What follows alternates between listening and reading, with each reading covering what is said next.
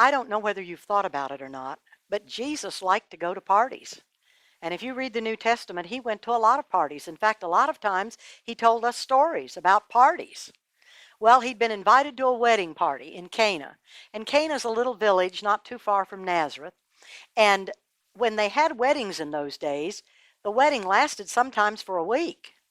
And so there was a big party, and Jesus and some of his apostles were invited to come to the party, and his mother was sort of in charge of refreshments, it looks like. Anyway, there were strange things they did when they came to the party. They had huge barrels full of water, and the Jews made this up.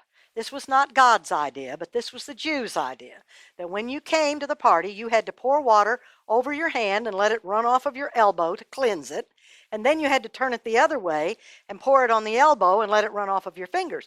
Now that means you had big barrels full of water outside of the house where the wedding was to take place.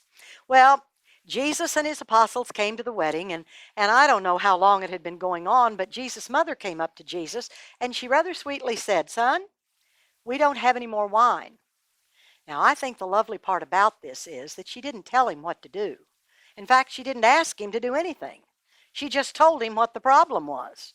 Wouldn't it be wonderful if you could just look at the wastebasket or the garbage can and see that it needs to be emptied without Mama saying, "Please take out the garbage"? Well, when she told Jesus that the water, they had run out of wine, Jesus said, "But it's not my time. I'm not ready yet." And she didn't say any more. She just walked away, and she went over to the servants and she said, "Whatever he tells you to do, do it." She has great confidence in her son, doesn't she? And so Jesus did what he knew his mother wanted him to do. He told the servants to go dip the water out of the great big barrels of water that were out in front and serve them as wine to the rest of the people. Well, now the servants are going to have to just do what they're told. And they did it. And the head of the wedding feast said, "Wait a minute. Why have you saved the best till last? You're supposed to serve the best first." And you know what? That was Jesus' first miracle. And when it was over, the apostles understood. I think probably the servants did too. They didn't say anything, but the apostles said they understood that he was actually able to do and perform a miracle. He turned water into wine. But the wonderful part about it to me is that he just did what his mother knew she wanted him to do. He didn't want to do it. He wasn't ready yet to proclaim the fact that he was the Messiah and could do miracles. And he told her that. But he loved his mother. And she didn't have to ask him. She just suggested, "We don't have any more wine."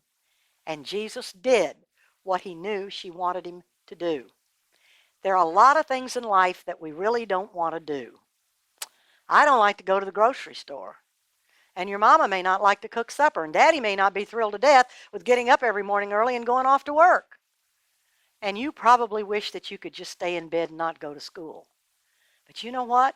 There are a lot of things in life that we just have to smile sweetly and do it, whether we wanted to do it or not. And Jesus understood that.